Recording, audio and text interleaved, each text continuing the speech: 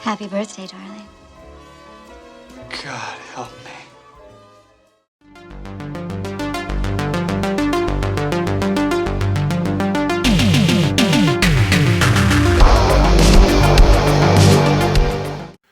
Imagine an alternate timeline where Linda Hamilton played Ellen Ripley. Did that ever exist? Yes, it did. We are talking about the movie 1990's Mr. Destiny, directed and co-written by James Orr. It actually has a pretty good cast here. You've got James Belushi, Michael Caine, Linda Hamilton, Rene Russo, John Lovitz, to name just a few. And it's a kind of comedy, updated version of It's a Wonderful Life.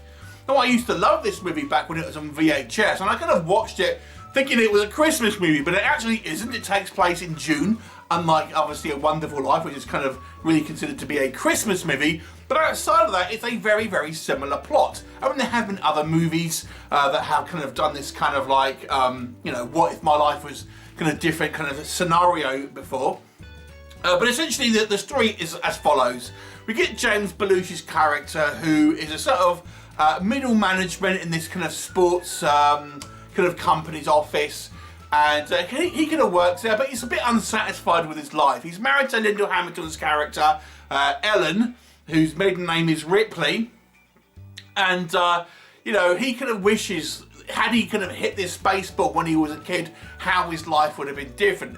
And after a particularly kind of hard day, he ends up breaking down outside this bar, where he goes in for a drink while he waits for a tow truck, and there lies Michael Caine, who is this mysterious barkeeper who essentially gives him what he wants, this kind of like reset on his life. You know, he hit the baseball when he was a kid. His life has spun off in a different direction, but he still has the kind of the personality as he is now. And he finds now he's married to Rene Russo's character, who's the daughter of the kind of the owner of the company, lives in a huge, like, luxurious house, is president of the company, has 2 kids that he didn't have before, and a bunch of other kind of like big changes that are kind of affecting his life. Some positive, some negative, but he can't help but thinking what he has lost, mainly including his previous wife, played by Linda Hamilton. Now, what will happen? You'll have to watch the movie and find out. So as I've said, I actually did enjoy this movie quite a bit in its VHS days, and I've watched it multiple times. I rewatched it for this review, and I still do like it quite a bit. It's a feel-good movie and somewhat of a morality tale, so to speak, as in, you know, the grass isn't always kind of greener on the other side ultimately, and you should be thankful for what you've got. How sometimes the kind of like, you can kind of overlook things that might seem mundane to you, but actually when it's taken away leaves kind of quite a lot. So it definitely has a you know, a positive message, and it is pretty fun. I've got to say, you know, I've kind of been somewhat of a fan of James Belushi. I really enjoyed him in Red Heat with Schwarzenegger. I liked him in K9.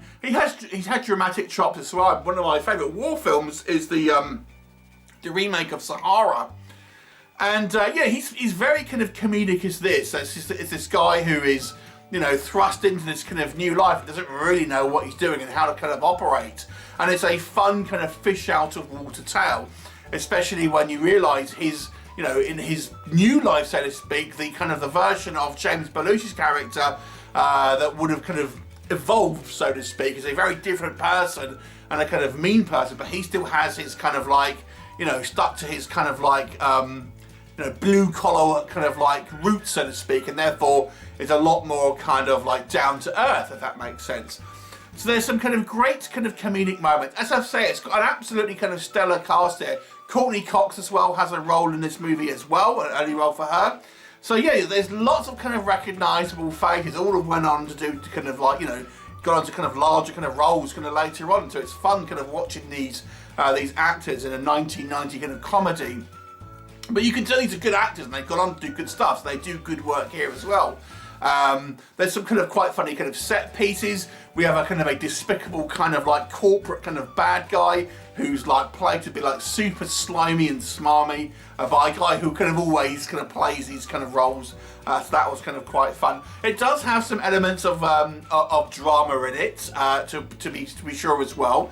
It's very kind of sweet and schmaltzy at the kind of the same time. It is certainly a kind of a feel-good movie. You know, but it's kind of well shot. I've got to say, the kind of the sets and stuff and the locations that they've used are kind of very, very luxurious. I mean, apparently some of the office shots were shot in I think a tobacco company's kind of office space, and they kind of had this big kind of like grand kind of like stately kind of home that was shot in, you know, somewhere else and things like that. So it definitely has a very kind of decadent life, and there's some great comedic moments, as I've mentioned as well, which are kind of quite fun. What doesn't work for me, to be honest, there's a couple of things here about James Belushi's character that kind of always has bothered me. I mean, I watched this movie when I was, as I say, more or less when it came out in the kind of the 90s.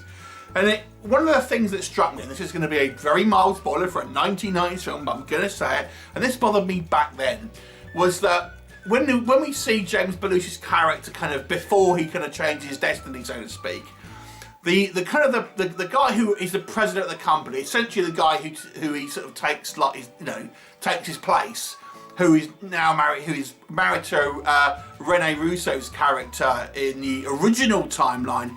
He actually still seems like quite a good guy, you know, a nice guy, talks to his kind of employees and stuff like that. But when it's James Belushi's character that does it, he's kind of portrayed to be a real monster and kind of like almost kind of drives his friend to suicide. And I'm thinking, well, you know, if you're saying that that path has led James Belushi's character to be this kind of like corporate monster, but in our original timeline, the guy who is actually the kind of, did that, seems to be completely fine. What does that say about James Belushi's character? It seems to be somewhat of a kind of an oversight to me. And also, the other thing with James Belushi's character as well, he just appears to be a little bit kind of like dull and a little bit kind of dumb in times. I mean, he learns, initially he doesn't know what's going on, but he soon learns what the kind of what the jig is up basically, and he learns that he's now kind of living this particular life, but he still makes some questionable decisions about what you would do. For instance, he can't get over the fact that he's no longer married to Lyndall Hamilton's character, which I understand, but then he kind of flirts with her in the middle of a kind of a board meeting, asking her out for kind of dinner in front of everyone and things like this. I'm thinking, why would you do that? I mean, it just seems like an incredibly dumb move. And there are other kind of like smaller things that he does as well that just seem like it makes the character seem not particularly intelligent, to be honest. And I know the whole thing with James Belushi, he's kind of like an affable kind of like doofus basically, but you question the guy's intelligence, to be brutally honest with you, in sort of like you can maybe get away with a few fluffs, but he just seems to kind of do it over and over and over again, and kind of it ends up being a little bit kind of a moron at the end of the day. Now, that doesn't take away that this is still a kind of a fun movie. It has a positive message overall, even though I think they kind of they lean too much into some idiotic kind of behaviour and things like that. It still ends up being kind of a fun, upbeat film that has a moral message. And when it's all kind of said and done, I think it ends in a pretty satisfying way. One of the things I was also kind of when I was watching this originally is like, what is Michael Caine? What kind of like entity is he? And he kind of says very kind of like sheepishly that he's not an angel, or he's not exactly an angel. It's always led me to believe, does that mean he's some type of kind of devil? And he kind of puts it away that he's like the manifestation of like conscious decision or something like that. But it always struck me as like, is he really the devil, or something along the lines that, or a demon or something? It's never going to be really brought up again, but it's always something that I've always pondered with this movie. So overall, I've got to say, despite I think some kind of like some writing issues with the James Belushi character, the movie around it is very fun. It's got a great cast and a real kind of feel-good movie. It's very similar to A Wonderful Life. It's a Wonderful Life, along with a couple of other movies as well. There's a Nicolas Cage one that kind of deals with a similar sort of thing. But it's still a fun, if not very, very schmaltzy and maybe overly kind of saccharine style movie. But I'll give it a 7 out of 10. Have you seen it? What did you think? Leave me a comment and I'll look forward to seeing you next time. Bye for now.